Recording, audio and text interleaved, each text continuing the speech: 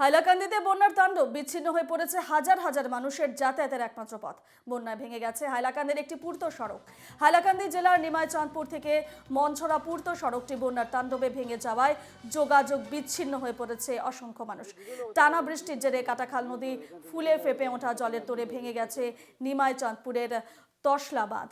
ফলে বন্যার জলে ভেসে গেছে রাস্তা এবং একটি কালভার্ট। শীঘ্রই রাস্তা মেরামতের দাবি জানিয়েছেন এলাকার বাসিন্দারা।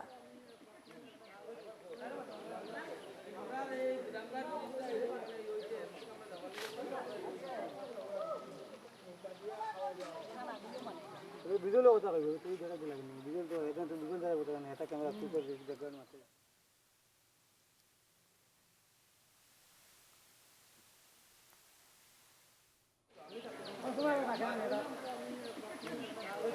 গত 2 মাস থেকে বন্যার জলে ভাসছে হাইলাকান্দির আলকাপুর গ্রাম। এখনো গৃহবন্দী হাজার হাজার গ্রামবাসী। বন্যার বিভীষিকাময় পরিস্থিতিতে অতিষ্ঠ গ্রামবাসী। তাদের যাতায়াতের জন্য ব্যবহার করতে হয় কাঠের নৌকা। এক কোমর জলের মধ্যে বিপদসংকুলভাবে নৌকা দিয়ে যাতায়াত করছে পড়ুয়ারা।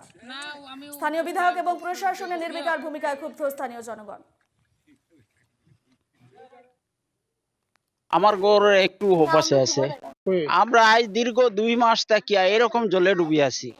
এখন পর্যন্ত সরকার তাই কোনো একটা সাহায্য, কোনো একজন মন্ত্রী এমএলএ আইয়া আমরা খোঁজ খবর লই নাই। আপনাদের সমষ্টির এমএলএ আসেন জি না, আসেন নাই। এটা সম্বন্ধে আমরা হেমন্ত শর্মা সাহেবের কাছে অনুরোধ, আমরা এই অঞ্চলে জলে ডুবা এটার ব্যবস্থা নিয়ে আপনারা একটু তদন্ত লইবা যে মানুষ তো জলে ডুবা আছে, অথচ গরু বইস ছাগল এমনি মরিয়া যায় উপাস থাকতে, কিন্তু এখন পর্যন্ত কোনো সরকার তাই কোনো কিচ্ছু দেওয়া হয় না, কোনো কেউ দেখতেও আইছে নাই এখন পর্যন্ত। আজ দীর্ঘ কিচ্ছু নাই। আজ দীর্ঘ 2 মাস হয়ে গেল এরকম জলে ডুবি আছে। জি ভাই, 2 মাস হয়ে গেছে। 2 মাসের উপরে চলে এখন এই রাস্তা ও 2 মাস থেকে ডুবে। ওই রকম জলে ডুবা। আপনারা আসা যাওয়া কি ও খালি নৌকা দিয়ে যাওয়া আসা ওরা। নৌকার ডেইলি ভাড়া কত? নৌকার ভাড়া তো 20 টাকাও লয়, 30 টাকাও লয়, মানুষে যারা যেরকম লইতে পারে ওরকম। এখন মানুষ বিপদ পড়িয়া তো যেরকম চায় ওরকম দিয়া যাইতে লাগে।